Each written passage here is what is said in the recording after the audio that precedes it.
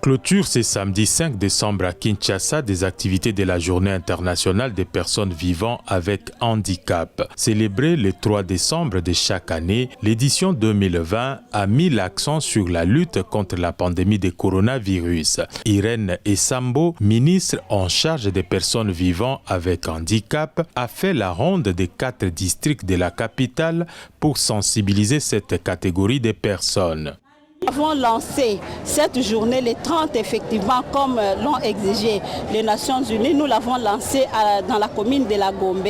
Mais étant donné que la Covid-19 n'est pas seulement une histoire de centres urbains ou, si vous voulez, de grandes agglomérations, moi je me suis dit je voudrais aller visiter les personnes vivant avec handicap pour les sensibiliser dans tous nos 4 districts de la ville de Kinshasa. La Journée internationale des personnes vivant avec handicap est célébrée cette année dans un contexte où le pays enregistre une nette évolution des textes visant à la protection de ces personnes.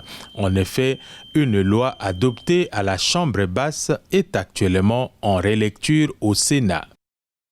Sous le leadership de notre chef de l'État, nous avons aujourd'hui notre loi organique qui est au Sénat. Cette loi a passé plus de 10 ans à l'Assemblée nationale sans être effectivement analysée pour que ça passe cette étape-là.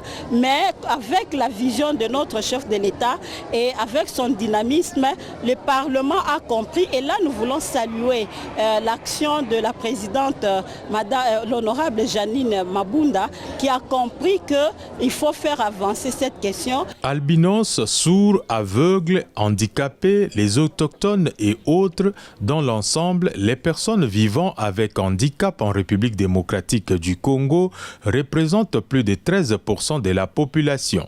La loi en seconde lecture au Sénat plaide entre autres pour plus de représentativité de ces personnes dans les institutions du pays.